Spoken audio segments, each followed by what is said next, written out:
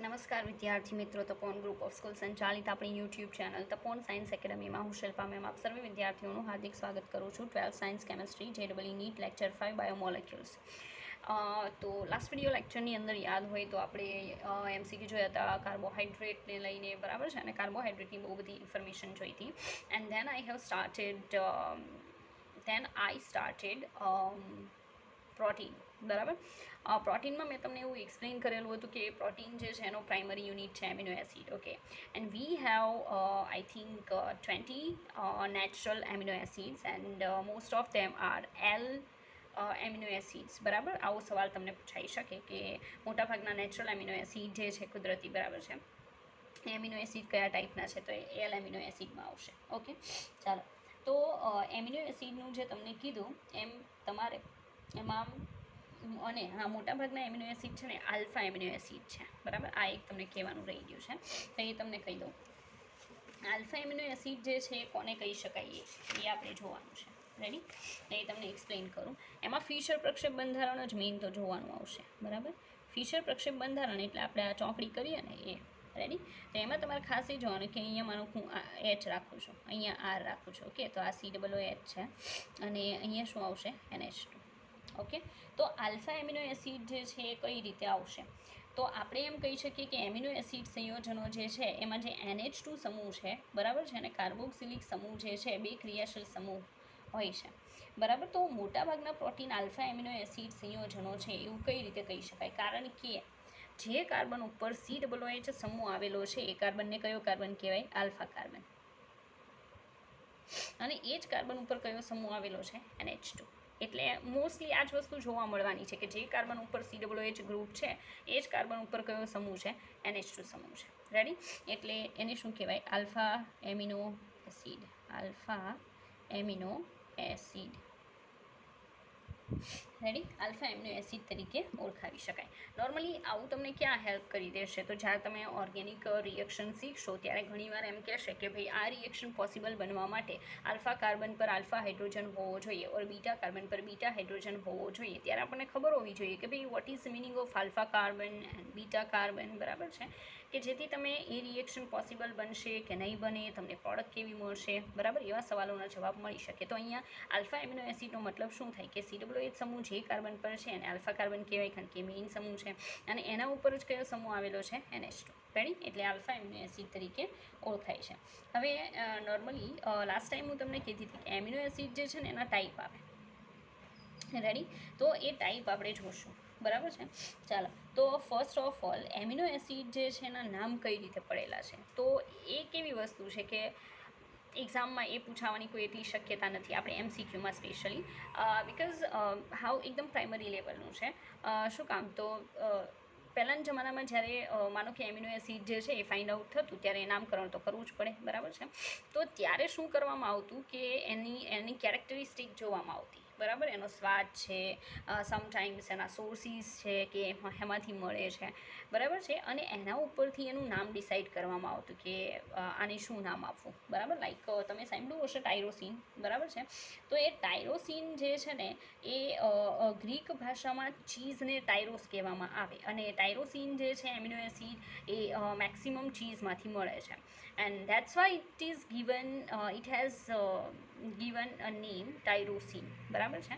એટલે કહેવાનું એમ કે it was given name tyrosine, બરાબર. તો કહેવાનું એમ કે ટાયરોસિન જે છે એ આ રીતે મતલબમાં નામ પડેલું છે.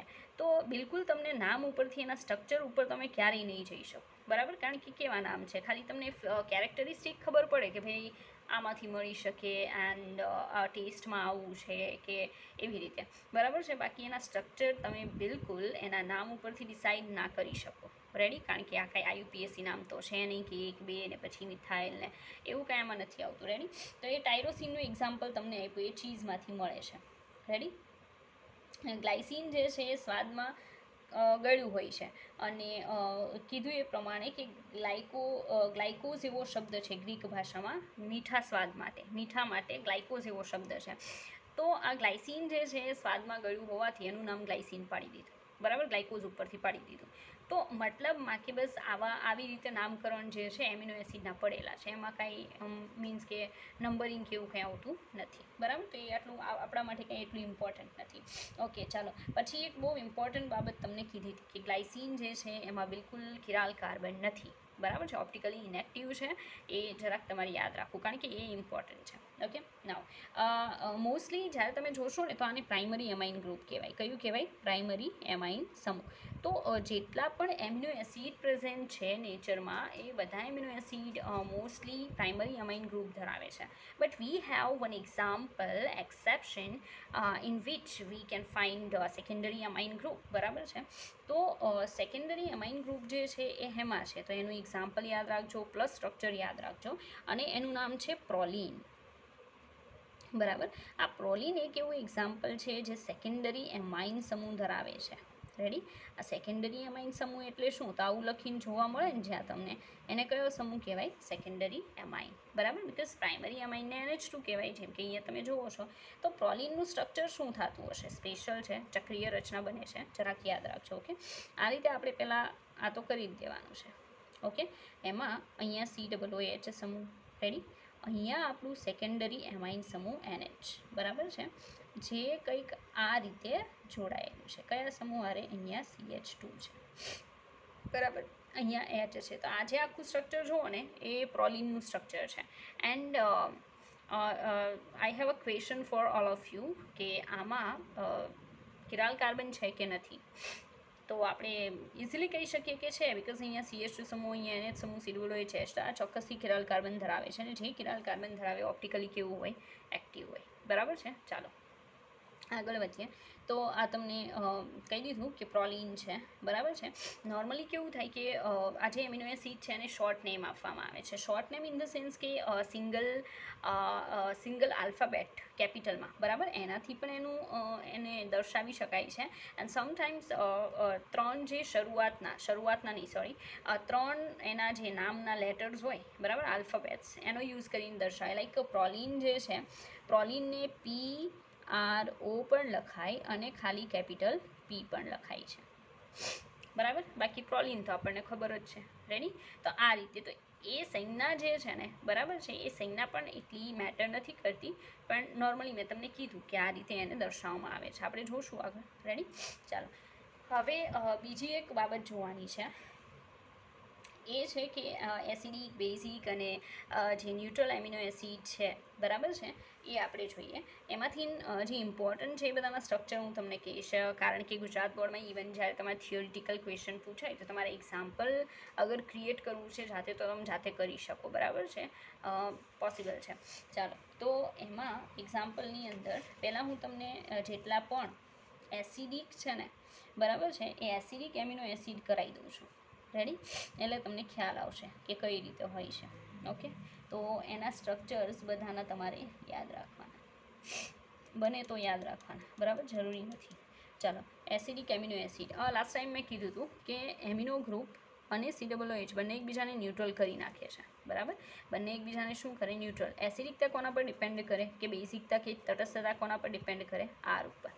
R ડિસાઇડ કરશે કે આ એમિનો એસિડ એસિડિક છે, બેઝિક છે કે ન્યુટ્રલ છે. ઓકે, ચાલો ફર્સ્ટ આપણે વારો લઈએ acidic amino acid. Acidic amino acid.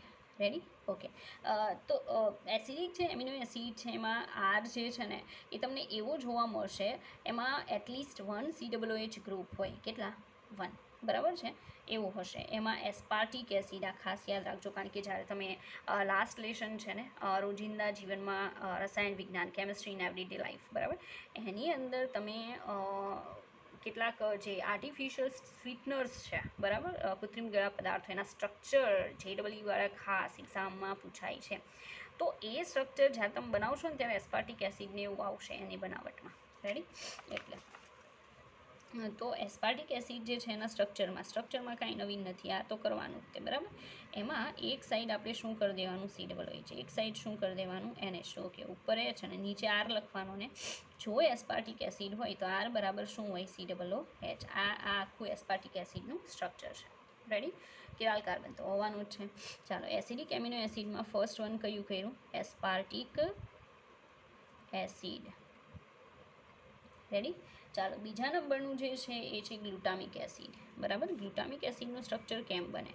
તો અહીંયા COOH એઝ ઇટ ઇઝ, અહીંયા કયું આવશે? NH2, we have here H, અને અહીંયા જો તમે CH2 ને COOH કરી નાખો તો આનું નામ છે ગ્લુટામિક એસિડ. કયું એસિડ આવશે? Glutamic acid. ઓકે. તો આજે તમે બે જોવો છો એ કયા પ્રકારના એમિનો એસિડ છે? Acidic amino acid. ઓકે, ચાલો આગળ બીજા બેઝિક એમિનો એસિડ જોઈએ. બેઝિક એમિનો એસિડ, એમાં પણ આપણે મેઇન તો આર જ જોવાનું છે. બરાબર છે? આર જેની અંદર બેઝિક પ્રકૃતિવાળું હશે એ બધાને શું કહેવાય? બેઝિક એમિનો એસિડ કહેવાય. બરાબર છે? એમાં ખાસ કરીને બને ત્યાં સુધી કયા ગ્રુપ આવતા હશે? તો એની અંદર જે ગ્રુપ આવશે એમાં NH2 સમૂહવાળા ગ્રુપ જે છે એ રહેશે. બરાબર છે?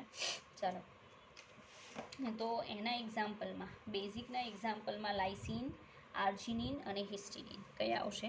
લાઇસિન, બીજું આર્જિનિન અને આવશે હિસ્ટિડિન.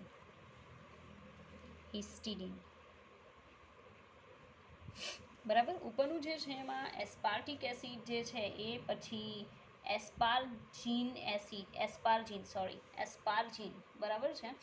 હા, એ પણ અંદર આવશે. એસિડિકમાં આવશે એસ્પાર્જિન. તો એસ્પાર્જિનનું સ્ટ્રક્ચર એ કહી દો. રેડી? એટલે હારવાર પતી જાય. ચાલો, એસ્પાર્જિન. બરાબર, એસિડિકમાં એસ્પાર્જિન જે છે તો એસ્પાર્જિનના સ્ટ્રક્ચરમાં આર બરાબર આવશે CH2, C double bond O, NH2. બાકીનું તો તમને ખબર છે કે COOH હશે, એક શું હશે? NH2, ઉપર શું હશે? H. તો એસ્પાર્જિન. રેડી? બેઝિક એમિનો એસિડમાં 3 છે, લાઇસિન, આર્જિનિન અને હિસ્ટિડિન. એમાં આપણે પહેલું સ્ટ્રક્ચર જોઈએ.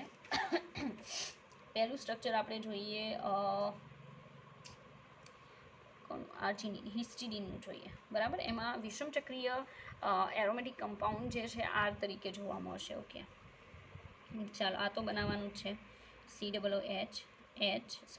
NH2 ઉપર H અને નીચે આપણે ગ્રુપ બતાવશું. બરાબર છે? એમાં હિસ્ટિડિન બતાવીએ છીએ. શું બતાવીએ છીએ? હિસ્ટિડિન. ઓકે, હિસ્ટિડિનનું સ્ટ્રક્ચર શું છે? તો હિસ્ટિડિનના સ્ટ્રક્ચરની અંદર અહીંયા આવશે CH2. રેડી?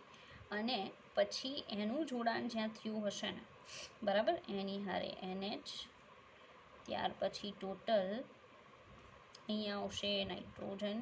બરાબર,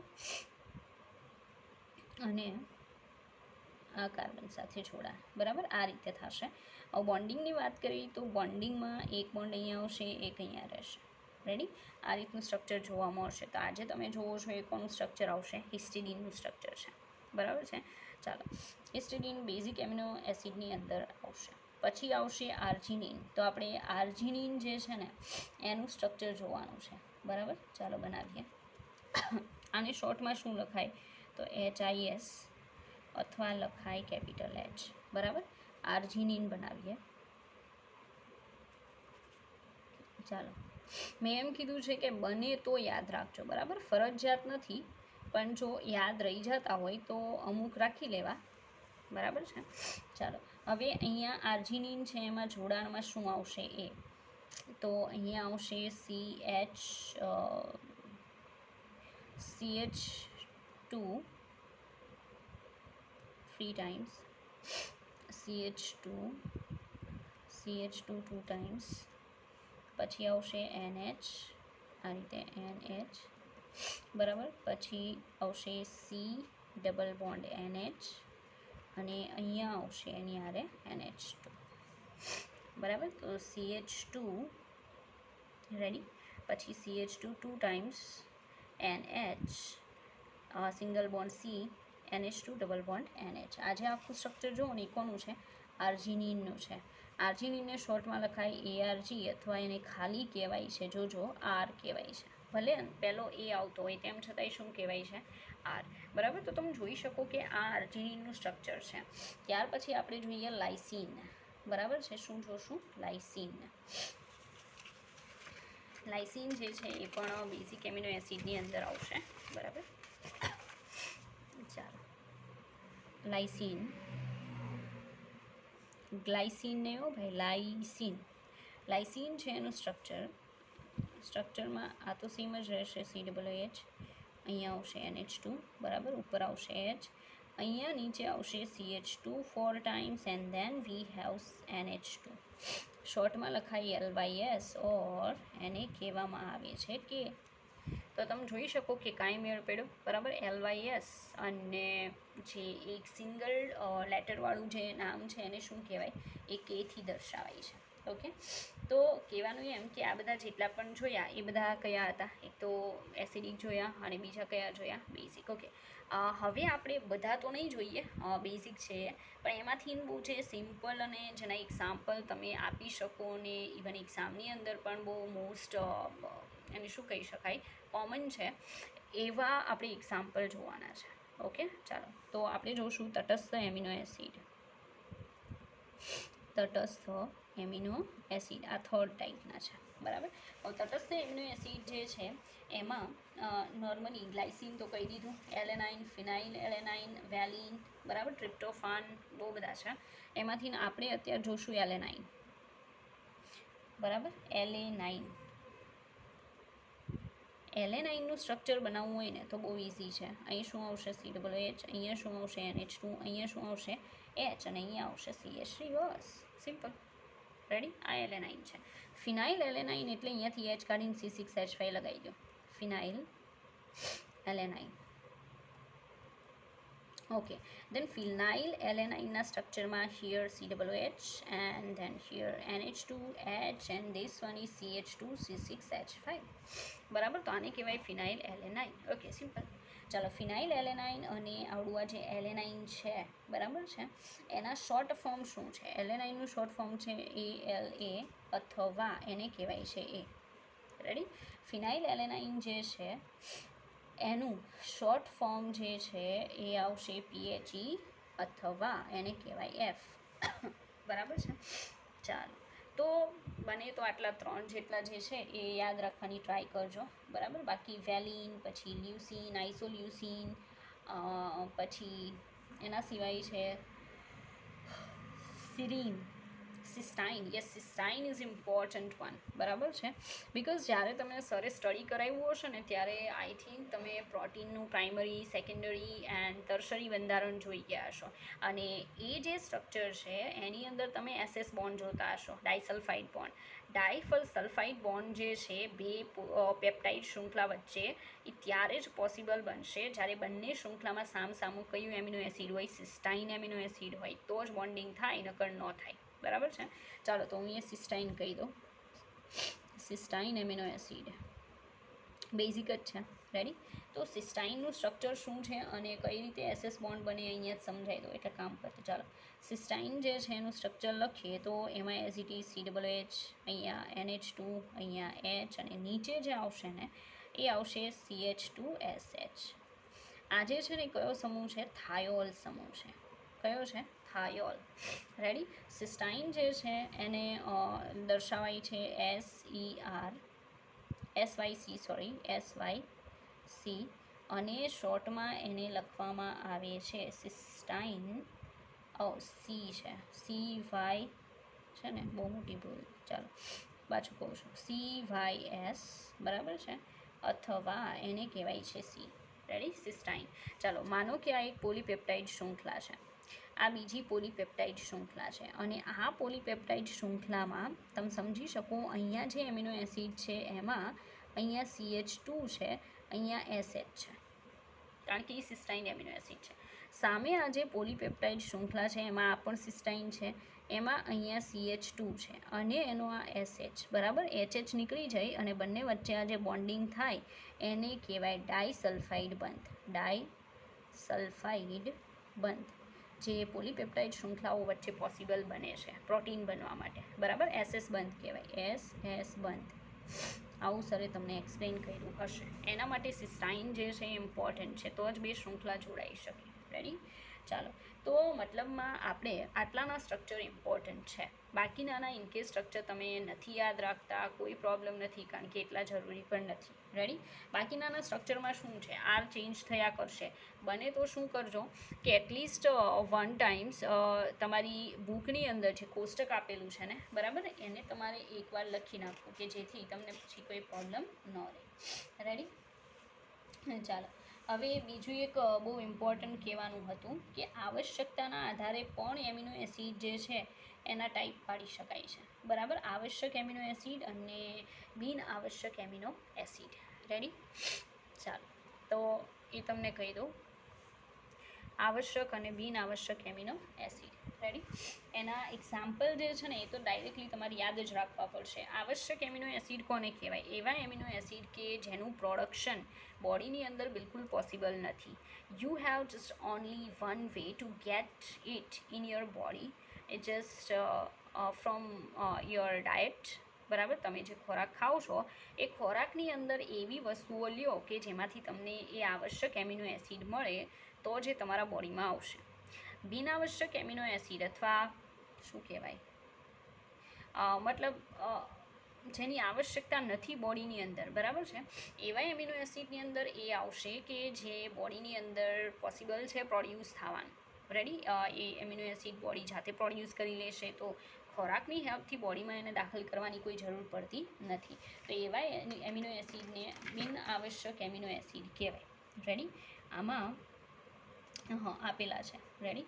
એક્ઝામ્પલ્સ છે કે નહીં એનો મને ખ્યાલ નથી. બિનઆવશ્યક એમિનો એસિડ સંયોજનો કોને કહેવાય? તો શરીરમાં જે એમિનો એસિડનું સંશ્લેષણ થઈ શકતું હોય એને બિનઆવશ્યક એમિનો એસિડ કહેવાય.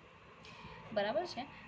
અને બીજા જે એમિનો એસિડ છે કે જેનું બોડીમાં પોસિબલ નથી બનતું સંશ્લેષણ, તેને આવશ્યક એમિનો એસિડ તરીકે ઓળખવામાં આવે. આવશ્યક એમિનો એસિડમાં કયા કયા આવે છે એ તમને કહી દઉં. રેડી? એટલે બે ભાગ જ પડશે. આવશ્યકતાના આધારે એમિનો એસિડના પ્રકાર. આવશ્યકતાના આધારે એમિનો એસિડ. આધારે એમિનો એસિડ. રેડી? જો એક વાત કહી દો કે નીટનો અને જેડબલઈનો મતલબ એવો નથી કે તમારા ગુજરાત બોર્ડથી બધી વસ્તુ અલગ. બરાબર? અમુક લેશન એવા છે લાઈક ધીસ વન. બરાબર છે? આમાં તમારે મોસ્ટ ઓફ સ્ટડી જે કરવાનું આવે ને, ઇવન જેડબલઈ નીટ માટે, એ બધું ગુજરાત બોર્ડમાં ઇન ધ સેન્સ કે તમારી જે સીબીએસસીની બુકમાં જે આવે છે ને એ જ છે. હા, એક્સ્ટ્રા આવતું હશે તો એ તો હું કહી દઉં છું, પણ કંઈ બધી વસ્તુ એવી ન હોય કે હા અલગ જ આવે. રેડી? એટલે મીન્સ કે તમે જે જોઈ ગયા છો એ વસ્તુ આપણે જોવાની જ થશે. ઓકે? અને એક્સ્ટ્રા જે આવતું હશે એ હું તમને કહી દઈશ કે જે જરૂરી હશે. ઓકે? ચાલો, આવશ્યકતાના આધારે બે પ્રકાર પડશે. એક કહેવાય આવશ્યક એમિનો એસિડ અને બીજા નંબરનાને કહેવાય બિન આવશ્યક એમિનો એસિડ. બિન આવશ્યક amino acid. Okay, now I am not gonna give you definition again. બરાબર છે? કારણ કે હમણાં ડેફિનેશન કીધી અને તમને આવડે છે. આપણે ખાલી શું કરશું કે જે આવશ્યક એમિનો એસિડ છે ને, એસેન્શિયલ એમિનો એસિડ, એના હું તમને નામ કહી દઉં. એમાં એક આવશે વેલિન. 10 છે. કેટલા total? 10. Total natural amino acid બહુ બધા છે. 10 આમાં યાદ રાખી લો. આના સિવાય જે બાકી રહે આમાં લખવાના. આમાં.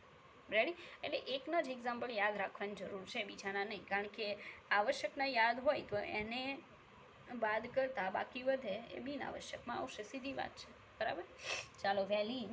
પછી આવશે લ્યુસીન.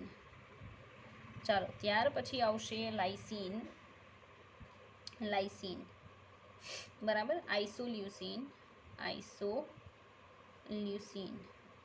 વેલિન, leucine, લાઇસીન, આઇસોલ્યુસીન, arginine, હિસ્ટિડિન, arginine. બરાબર? થ્રિયોનિન, ટ્રિપ્ટોફાન, વેલિન, હિસ્ટિડિન, ટ્રિપ્ટોફાન, મિથિયોનિન. પછી છે થ્રિયોનિન. કેટલા થયા? 1 2 3 4 5 6 7 8 9. ઓકે, 10. હજી એક બાકી છે ને? કયું બાકી છે? Methionine, ટ્રિપ્ટોફાન, હિસ્ટિડિન, arginine, આઇસોલ્યુસિન, leucine, લાઇસીન, થ્રિયોનિન, વેલિન. અને હવે બાકી શું છે? થ્રિયોનિન, ટ્રિપ્ટોફાન, હિસ્ટિડિન, વેલિન, મિથિયોનિન, થ્રિયોનિન, આર્જિનિન, લાઇસીન. ઓકે, લાઇસીન લખાઈ ગયું છે. લ્યુસીન, લ્યુસીન લખાઈ ગયું, આઇસોલ્યુસીન બાકી છે. ઓકે, ના આવી ગયું. તો કયું બાકી રહ્યું? ફર્સ્ટ વેલિન, ઓકે, પછી લ્યુસીન, આઇસોલ્યુસીન, ત્યાર પછી આર્જિનિન, એના પછી લાઇસિન, ઓકે, એના પછી આવશે થ્રિયોનિન, એ પણ છે, પછી મિથિયોનિન, એ પણ છે, ત્યાર પછી ટ્રિપ્ટોફાન, ઓકે, પછી હિસ્ટિડિન. તો 1 2 3 and 4 ફિનાઇલ એલેનાઇન. ઓકે, એક બાકી રહી ગયું, એ છે ફિનાઇલ એલેનાઇન. હમણાં જ સ્ટ્રક્ચર કીધું.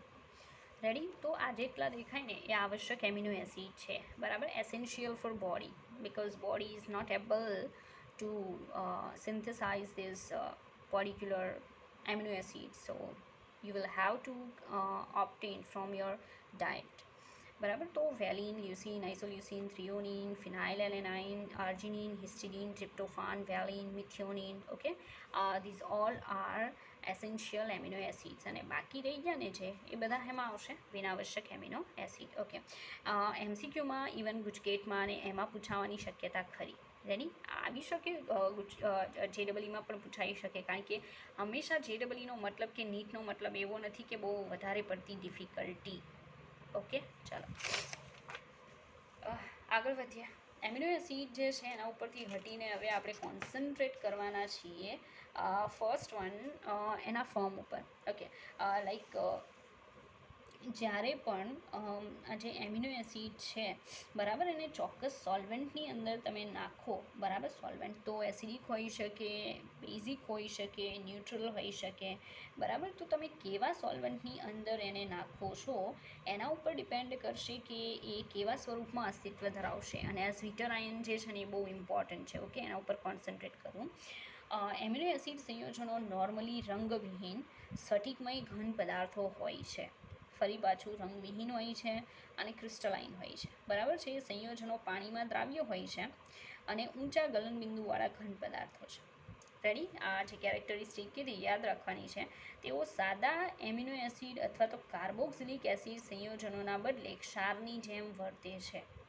ફરી પાછું, તેઓ સાદા એમાઇન અથવા કાર્બોક્સિલિક એસિડ સંયોજનોના બદલે ક્ષારની જેમ વર્તે. આવું શું કામ કીધું? બિકોઝ આપણને ખબર છે કે જ્યારે હું એસિડ અને બેઝને ભેગા કરું તો એમાંથી સોલ્ટ બને, આ ચોખ્ખી વાત છે. તો અત્યારે આપણી પાસે જે પણ એમિનો એસિડ પ્રેઝન્ટ છે એમાં COOH ગ્રુપ છે અને સેકન્ડ NH2 ગ્રુપ છે. We all are aware about that. અને બંને પ્રેઝન્ટ છે, એક જ કમ્પાઉન્ડમાં એસિડ છે અને બેઝ છે, એટલે એને શું કહેવામાં આવે? સોલ્ટની જેમ એ વર્તે છે એવું કહેવામાં આવે છે. એસિડિક કે એમાઇન ટાઈપનું કમ્પાઉન્ડ નથી, બરાબર છે. હવે નોર્મલી એવું થવાનું રીઝન શું છે? તો એમાં આપણને ખબર જ છે કે એક એસિડિક ગ્રુપ છે ને એક કયું છે? બેઝિક છે, બરાબર. જલીય દ્રાવણમાં કાર્બોક્સિલિક સમૂહ જે છે ને એ પોતાનો પ્રોટોન શું કરે? ગુમાવી શકે છે. અને એમિનો એસિડ એટલે કે NH2 સમૂહ જે છે એ એક પ્રોટોન શું કરી શકે? સ્વીકારી શકે છે.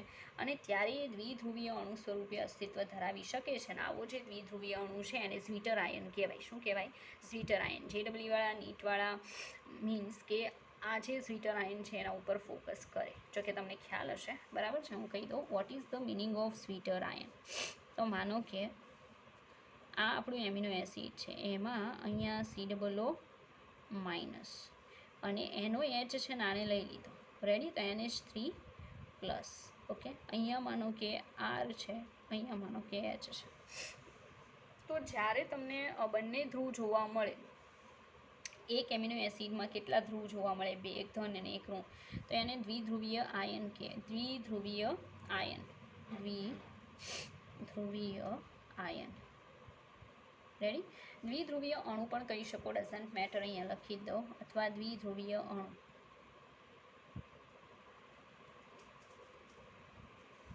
બરાબર, એટલે આ જે છે એનું બીજું નામ છે ઝ્વીટર આયન. શું કહેવાય? ઝ્વીટર આયન કહેવાય. ઓકે, તો મતલબમાં આપણું કમ્પાઉન્ડ છે, બરાબર. જે કમ્પાઉન્ડની અંદર તમે જોઈ શકો છો કે એમિનો એસિડ પોતાના મૂળ સ્વરૂપમાં અસ્તિત્વમાં નથી, બરાબર. આ કન્ડિશન પણ આવી શકે છે કે COOH ગ્રુપ જે છે એ પોતાનો H પ્લસ બાજુમાં NH2 ને પાસ કરે અને ધેન બની જાય NH3 પ્લસ.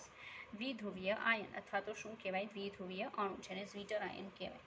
ઓકે, બીજા નંબરની બાબત કહી દઉં કે સ્વીટર આયનીય સ્વરૂપ જે છે એમાં એમિનો એસિડ સંયોજનો એસિડ બેઝ બંને ગ્રુપ ધરાવતા હોવાથી એને શું કહેવાય? ઉભય ગુણધર્મી સોલ્ટ પણ આપણે કહી શકીએ, મતલબ ઉભય ગુણધર્મી વર્તણૂક પણ કહી શકાય. કેવી? ઉભય ગુણી વર્તણૂક. બરાબર છે. પણ નોર્મલી કન્ડિશન શું છે કે માનો કે એવું કરવામાં આવે, પ્રોપર ધ્યાન આપજો. આ જે સ્વીટર આયન છે, બરાબર, એ સ્વીટર આયનમાં માનો કે એ સ્વીટર આયન જે છે એની અંદર હું H+ નાખું, બરાબર. H+ ઇન ધ સેન્સ કે ઇનકેસ હું વોટર પણ જો નાખું છું, અત્યારે તો મેં કેવી કન્ડિશન એપ્લાય કરી? એસિડ. pH લેસ ધેન કેવી કરી નાખી? 7. હરખાઈ ધ્યાન આપવું. pH લેસ ધેન શું કરી? 7 કરી નાખી છે, બરાબર છે. તો જ્યારે હું એમિનો એસિડના જલીય સોલ્યુશનમાં પાણી નાખું છું, pH લેસ ધેન 7 કરું છું, તો અંદર કયા આયન ગયા હશે? H+. એ H+ અહીંયા જોડાશે, તો આવું બની જશે સ્વીટર આયનમાંથી. અહીં શું છે? H, અહીંયા R, આખો શું બની જાય? COOH, તો NH3+. તો એસિડિક માધ્યમમાં, મતલબ pH જ્યારે લો હોય એવા સોલ્યુશનમાં સ્વીટર આયન પોતાના સ્વીટર આયન ફોર્મમાં રહેતો નથી, પણ કઈ આયન બની જાય છે? ધન આયન બને છે, બરાબર. પાછું એ જ સોલ્યુશનની અંદર હું બેઝ નાખું તો એ પાસેથી પાછો શું કરશે? H+ લઈ લેશે. H+ લઈ લેશે તે પાછો શું બની જશે? Zwitterion. મતલબ pH લેસ ધેન 7 કહી દીધી ને, એની જગ્યાએ હું pHને પાછી જે સ્વીટર આયન માટે જરૂરી pH હતી એમાં ફેરવી દઉં, એટલે પાછો H+ આ દૂર કરી દેશે અને એમાં ફેરવાઈ જાય સ્વીટર આયનમાં. ઓકે, ચાલો સેકન્ડ કન્ડિશન જોઈએ કે મારો આ જે સ્વીટર આયન છે, બરાબર, એના સોલ્યુશનમાં માનો કે હું બેઝ નાખું છું, બરાબર. બેઝ નાખું છું મીન્સ કે હું pH ગ્રેટર ધેન કેટલી કરી નાખું છું? 7. મતલબ સ્વીટર આયન જે છે એ અસ્તિત્વમાં રહે એના માટે જરૂરી pH કરતાં મેં pH વધારી દીધી. તો એ શું કરે? આની પાસેથી પોતે OH- H+ લઈ લેશે, તો સ્વીટર આયનમાંથી શું બની જાય? અહીંયા H, આ R, અહીંયા COO- અને અહીંયા શું બની જાય? NH2. તો હવે કયો આયન બની ગયો? ઋણ આયન, બરાબર. તો મતલબમાં કે આ જે સ્વીટર આયન છે ને એ કોઈ ચોક્કસ pH મૂલ્યે અસ્તિત્વ ધરાવતું હશે. મતલબ જો એમિનો એસિડને પોતાની સ્વીટર આયનવાળી કન્ડિશન છે એને મેન્ટેન કરવી છે, then only one option we have, and this is the pH of the solution. કારણ કે સોલ્યુશનની pHને હું એવી મેન્ટેન કરું કે જે આ સ્વીટર આયન છે એને પ્લસ અને માઇનસવાળા આયનના ફોર્મમાં રહેવા દે તો જ રહેશે, નહીં તો કાં તો ધન આયનમાં ફેરવાઈ જશે, નહીં તો ઋણ આયનમાં, બરાબર. સ્વીટર આયન રહેશે નહીં. આ બેનું આયન માનો કે અંદર હું એસિડ નાખું છું તો એ પાછું આને NH2 ને એક H+ આપી અને શું બનાવી નાખે? Zwitterion. મતલબ pHને પાછી લો કરશે. તો એક વર્ડ છે, બરાબર, જે તમારે યાદ રાખવાનું છે. જે શબ્દ શું છે આના માટે? તો સાંભળજો. એને કહેવાય સમવિભવ બિંદુ. સમવિભવ બિંદુ. તો સમવિભવ બિંદુની વ્યાખ્યા શું આપી શકાય? બરાબર. Vote is the isoelectric point? બરાબર. સમવિભવ બિંદુ. રેડી? હવે એવો શબ્દ છે ને આઈ થિંક તમારી બુકમાં, નવી બુકમાં ક્યાંય આપવામાં આવ્યો નથી, બરાબર છે. પણ અહીંયા હું તમને કહી દઉં કે કઈ રીતે આવશે. હા, આઇસોઇલેક્ટ્રિક પોઈન્ટ જ કહેવાય છે ઇંગ્લિશમાં, બરાબર છે. અને એને શોર્ટમાં દર્શાવવાની રીત પણ છે, તો એ પણ કહી દઉં. આઇસોઇલેક્ટ્રિક પોઈન્ટ કહેવાય આઇસોઇલેક્ટ્રિક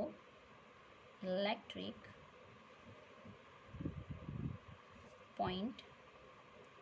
રેડી? અને એને કહેવાય છે પીઆઈ. તો ઘણાને આશ્ચર્ય થશે કે પીઆઈ કેમ, આઈપી કેમ નહીં, બટ હવે લખવાની રીત છે આ રીતે એને શોર્ટમાં દર્શાવે છે, તો તમારે આ રીતે યાદ રાખવાનું. ફરી પાછું, સમવિભવ બિંદુ, આઇસોઇલેક્ટ્રિક પોઈન્ટ. ઓકે, ચાલો સાંભળજો. ઉપરનું પાછું જોવું પડશે. હવે સાંભળો. માનો કે આજે આપણું જે સ્વીટર આયન ફોર્મ હતું, બરાબર છે, એમાં એ સોલ્યુશનમાં મેં હું નાખ્યું? એસિડ નાખ્યું એટલે કયો આયનમાં ફેરવાઈ ગયો સ્વીટર આયન? ખાલી ધન આયનમાં. હવે હું આને એનોડ અને કેથોડની વચ્ચે મૂકું આ સોલ્યુશનને. સાંભળજો, સોલ્યુશન કયું? એસિડ નાખીને પછી જે ધન આયન બની ગયો છે એ સોલ્યુશનને હું એનોડ અને કેથોડની વચ્ચે મૂકું તો આ આયન જે છે ને એ કયા ધ્રુવ તરફ ખસશે? તો સીધી વાત છે, એનો ધન વીજભાર છે તો એ કેથોડ તરફ ગતિ કરશે, બરાબર છે. વિદ્યુત ક્ષેત્રમાં જો હું આ સોલ્યુશનને મૂકું છું, બરાબર છે, ધન આયનવાળાને, તો એ ધન આયન કેથોડ તરફ ગતિ કરશે. ઓકે.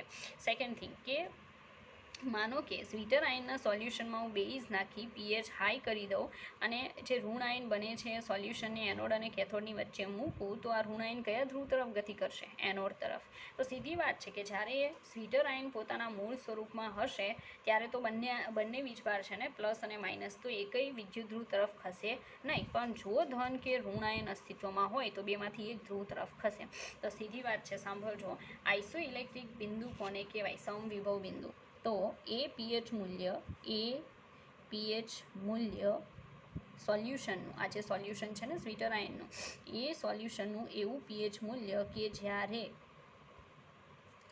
એમિનો એસિડ કયા આયન સ્વરૂપે હોય? સ્વીટર આયન સ્વરૂપે હોય. સ્વીટર આયન એટલે દ્વિધ્રુવીય અણુ સ્વરૂપે અસ્તિત્વ ધરાવતો હોય. અણુ સ્વરૂપે અસ્તિત્વ ધરાવતો હોય, બરાબર. અને વિદ્યુત ક્ષેત્રમાં આ સોલ્યુશનને વિદ્યુત ક્ષેત્રમાં મૂકતા કે એનોડ કે કેથોડ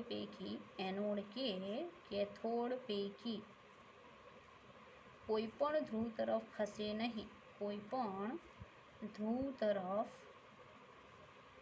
ખસે નહીં. તે પીએચ મૂલ્ય એટલે એમિનો એસિડનું કયું બિંદુ? આઈપી.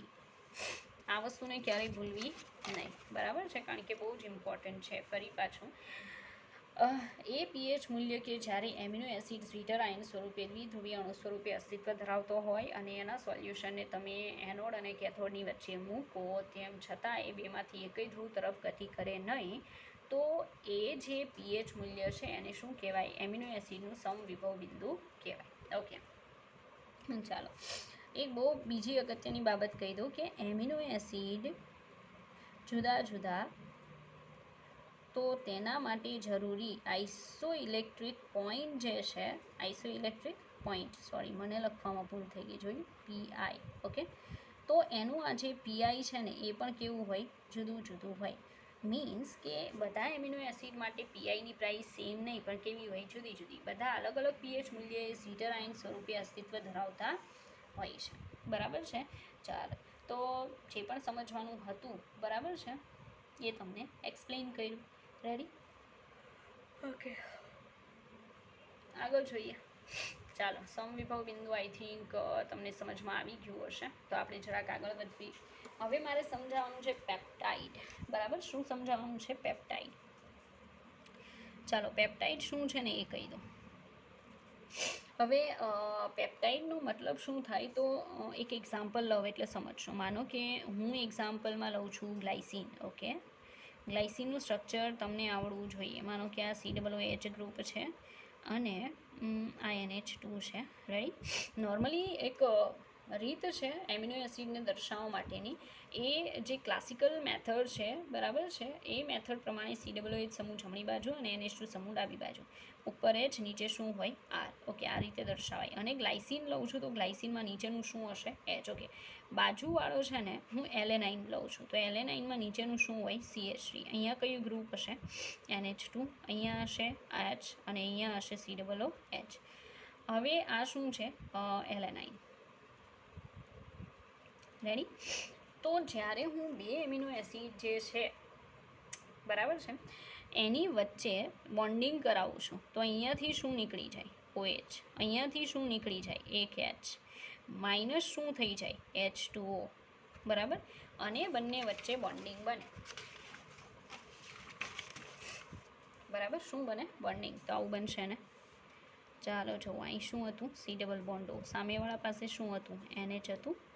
બરાબર, આ રીતે થઈ ગયું. અહીંયા H એ તો બંનેમાં હતો. અહીંયા એક બાકી રહેશે NH2. અહીંયા શું આવશે? COOH. ઓકે, અહીંયા નીચે H હતો ને અહીંયા નીચે શું હતું? CH3. તો આ જે સ્ટ્રક્ચર જોવો છો ને, એમાં વચ્ચે જે બોન્ડિંગ થાય છે એને કયો બોન્ડ કહેવાય? હવે તમને આવડવું જોઈએ, કારણ કે તમે યાદ છે નાયલોન ને એવું બધું જોઈ ગયા છો. રેડી? એમાઇડ. તો આ જે બોન્ડ બન્યો છે ને એને કયો બંધ કહેવાય? એમાઇડ. શું કયો બોન્ડ કહેવામાં આવશે? એમાઇડ બોન્ડ બને છે. બરાબર. એમાઇડ પ્રકારનું સી ડબલ બોન્ડો NH પ્રકારનું જે બોન્ડિંગ થાય એ એમાઇડ બોન્ડ બને છે. રેડી. અને આ રીતે જે આપણે જોડાણ કરીએ છીએ, બરાબર, હા, એને એમાઇડ તો બને જ છે, એને બીજો પેપ્ટાઇડ બંધ કહેવાય. શું કહેવાય? પેપ્ટાઇડ બંધ. બરાબર. ચાલો, હવે આ પેપ્ટાઇડ બંધ અહીંયા ફોર્મ થયો અને બંને આપણે લઈ લીધા. હવે નામકરણ કરવાનું થાય ને ત્યારે તમારે શું યાદ રાખવાનું એ જોજો કે નોમેનક્લેચર માટે સાંભળજો, ગ્લાયસીન વત્તા શું કર્યું છે? એલેનાઇન. આવું કર્યું છે ને, તો ઉપર જે પેપ્ટાઇડ બન્યું ને, આજે બન્યું એને શું કહેવાય? પેપ્ટાઇડ બન્યું. શું બન્યું? પેપ્ટાઇડ. 2 એમિનો એસિડને જોડ્યા એટલે પેપ્ટાઇડ બને. અને જે બંધ બન્યું એને કયો બંધ કહેવાય? પેપ્ટાઇડ બંધ કહેવાય. ઓકે. ચાલો, ગ્લાયસીન વત્તા શું જોડ્યું? એલેનાઇન. તો આ જે પેપ્ટાઇડ બન્યું છે ને એનું નામ શું બને? ગ્લાયસાઇલ. ગ્લાયસાઇલ. પાછળ આઇલ લગાવવાનું. શું લગાવવાનું? આઇલ. અને પાછળ નાનું નામ એઝ ઇટ ઇઝ લખવાનું, એલેનાઇન. રેડી. આને શું કહેવાય? ગ્લાયસાઇલ એલેનાઇન. એવું પેપ્ટાઇડ આપણે બનાવ્યું. ઇનકેસ હું આનાથી ઊંધું કરી નાખું, સાંભળજો, તો ઊંધું પોસિબલ છે કે નહીં? ઓકે, ચાલો, અહીંયા હું રાખું C double bond O NH, okay, as it is. પણ અહીંયા હું CH3 લઈ લો. આ વખતે મેં એલેનાઇન આગળ લીધો ને ગ્લાયસીન ક્યાં લીધો? પાછળ. Okay, H. અહીંયા COOH, અહીંયા NH2 પર H, અહીંયા પણ H. તો આ જે એમિનો એસિડ પેપ્ટાઇડ બન્યું ને એનું નામ શું થઈ જશે? એમાં મેં આગળ શું લીધું છે? એલેનાઇન. પાછળ શું લીધું છે? ગ્લાયસીન. બરાબર. તો ભેગા થઈને નામ બને એલેનાઇલ. એલેનાઇલ. આઇલ પાછળ લાગ્યું અને ગ્લાયસીન. પાછળનાનું નામ એઝ ઇટ ઇઝ રાખો. બરાબર છે. ખાલી શું કરવાનું? જે પહેલા નંબરનું એમિનો એસિડ હોય ને એના નામની પાછળ આઇલ લગાવવાનું. બાકી જે સેકન્ડ નંબરનું એમિનો એસિડ છે એઝ ઇટ ઇઝ નામ લખો. બરાબર. એના નામકરણની રીત છે. ઓકે. આ બંને, આ એમિનો એસિડ અને આ સેકન્ડ એમિનો એસિડ બંને સેમ થાય કે જુદા જુદા થાય? બરાબર છે. કારણ કે આપણે લીધા તો 2 એમિનો એસિડ છે ને બંનેમાં સરખા જ છે, પણ આપણે ખાલી જગ્યા બદલેલી છે. પહેલાં ગ્લાયસીનને પહેલાં લીધું, એલેનાઇનને પાછળ લીધું. બીજા પેપ્ટાઇડની અંદર એલેનાઇનને આગળ લીધું, ગ્લાયસીનને પાછળ લીધું. તો એટલું યાદ રાખજો, બંને સેમ નથી પણ જુદા જુદા છે. બરાબર. હવે એ કઈ રીતે? તો સાંભળો, હું 2 એમિનો એસિડ લઉં ને, A અને B, બરાબર, A અને B, તો એમાંથી શક્ય કેટલા આપણને પેપ્ટાઇડ મળે? બરાબર, ડાયપેપ્ટાઇડ મળે. કારણ કે 2 એમિનો એસિડને જોડ્યા છે એટલે એને શું કહેવાય? પેપ્ટાઇડ તો કહેવાય, પણ શું કહેવાય? ડાયપેપ્ટાઇડ. રેડી. તો 2 એમિનો એસિડ A અને B છે, એમાંથી એક તો AB બને અને બીજું શું બને? BA. તો કેટલા ડાયપેપ્ટાઇડ બને? ટોટલ 2, એટલે કુલ 2 ડાયપેપ્ટાઇડ બને. હું 3 એમિનો એસિડ લઉં તો અલગ અલગ, A, B અને C, તો બોલો પહેલાં તો શું બનશે? ABC બને. બીજું ACB બનશે. થાય? રેડી. ચાલો, હજી બનશે ACB. પછી શું આવશે? BAC. રેડી. અને BCA. હજી બનશે CAB અને CBA. ટોટલ કેટલા બન્યા? 6. બરાબર. 6 ટ્રાયપેપ્ટાઇડ બને. કુલ 6 ટ્રાયપેપ્ટાઇડ બને. રેડી. આમાંથી આપણે એક એક્ઝામ્પલ ઉઠાવી લઈએ. ચાલો, તો એ જે એક એક્ઝામ્પલ છે એમાં કયું આવશે? માનો કે હું એલેનાઇન લઉં, એલેનાઇન, પ્લસ બીજું લઉં ગ્લાયસીન, અને ત્રીજું લઉં ફિનાઇલ એલેનાઇન, ફિનાઇલ એલેનાઇન. મારે ટ્રાયપેપ્ટાઇડ બનાવવું છે. બરાબર છે. તો કઈ રીતે બનશે? પહેલાં તો હું લઈશ એલેનાઇન, નીચે શું આવશે? CH3. યાદ છે ને, હમણાં શીખવાડ્યું હતું. NH2H. અહીંયા શું આવે? C double bond O NH. પાછું અહીંયાથી બીજું જોડાઈ જાય. એનું નીચે ગ્લાયસીન છે એટલે H. આ સાઈડ પાછો C ડબલ બોન્ડો NH. અહીં શું આવે? H. પાછું અહીંયા જોડાણ થઈને અહીંયા શું આવશે? CH2C6H5. અહીંયા H, અહીંયા C ડબલ O H. દેખાય? તો આખું તમારું કેટલું શું બની ગયું? આજે બન્યું ને એનું નામ છે ટ્રાયપેપ્ટાઇડ. કોમન કહું છું. બરાબર. ટ્રાયપેપ્ટાઇડ બન્યું. હવે ટ્રાયપેપ્ટાઇડ જે છે એમાં 2 જગ્યાએ શું છે? પેપ્ટાઇડ બોન્ડ છે. રેડી. નામ આપવું હોય તો પહેલા નંબરનું એલેનાઇન છે ને પાછળ આઇલ લગાવો, એલેનાઇલ. બીજા નંબરનું શું છે? ગ્લાયસીન, પાછળ આઇલ લગાવો, ગ્લાયસાઇલ, ગ્લાયસાઇલ. બરાબર. આગળના જેટલા હોય બધાની પાછળ આઇલ લાગે, પણ છેલ્લા નંબરનું એઝ ઇટ ઇઝ લખવાનું. તો ફિનાઇલ એલેનાઇન, ફિનાઇલ એલેનાઇન. રેડી? તો આઈ હોપ તમને ખબર પડી ગઈ હશે કે આજે બનાવ્યું છે અને ટ્રાયપેપ્ટાઇડ છે. હવે મારું કહેવાનું એમ છે કે પેપ્ટાઇડના ટાઈપ આવે, બરાબર છે? ડાયપેપ્ટાઇડ, ઓલિગોપેપ્ટાઇડ અને પોલીપેપ્ટાઇડ. પોલીપેપ્ટાઇડ અને પ્રોટીન, બરાબર છે, એવા પાછા બે ભાગ પડશે. તો કહેવાનું એમ કે કેટલાથી કેટલા સુધીનો અણુભાર હોય પેપ્ટાઇડનો, તો તમે એને ડાયપેપ્ટાઇડ કે પોલીપેપ્ટાઇડ કઈ રીતે દર્શાવી શકો, બરાબર છે, એ આપણે જોવાનું છે. રેડી? તો એટલું ખાસ યાદ રાખજો કે જો અણુભાર 10,000થી મોટો થાય, બરાબર છે, 10,000 કરતાં મોટો અણુભાર થાય તો એને પોલીપેપ્ટાઇડની જગ્યાએ કહેવામાં આવે છે પ્રોટીન, બરાબર? તો હું પહેલાં પોલીપેપ્ટાઇડની વાત કરું. પોલીપેપ્ટાઇડ ક્યારે કહેવાય કે જ્યારે લેસ ધેન કેટલો હોય, 10,000 જેટલો શું હોય, મોલેક્યુલર માસ હોય, ત્યારે એને પોલીપેપ્ટાઇડ કહેવાય. પણ પ્રોટીન ક્યારે કહેવાય? કારણ કે પોલીપેપ્ટાઇડ જ પ્રોટીન છે, પણ ક્યારે? જ્યારે મોલેક્યુલર માસ ગ્રેટર ધેન શું હોય, 10,000 થાય પોલીપેપ્ટાઇડનું, પછી એને પોલીપેપ્ટાઇડની જગ્યાએ શું કહેવાનું ચાલુ કરી દેવાનું? પ્રોટીન, બરાબર? અને લેસ ધેન 10,000 જે છે એમાંય અમુક લિમિટ આવે, બરાબર? એટલી લિમિટ સુધી ના આવે, 4, 5 અથવા 6 એમિનો એસિડ જોડાય, બરાબર છે, તો એને ટ્રાયપેપ્ટાઇડ, પેન્ટાપેપ્ટાઇડ, હેક્સાપેપ્ટાઇડ એવું કહેવાય, અથવા ઓલિગોપેપ્ટાઇડ કહી શકો, બરાબર? કેટલા સુધી? 6 સુધી.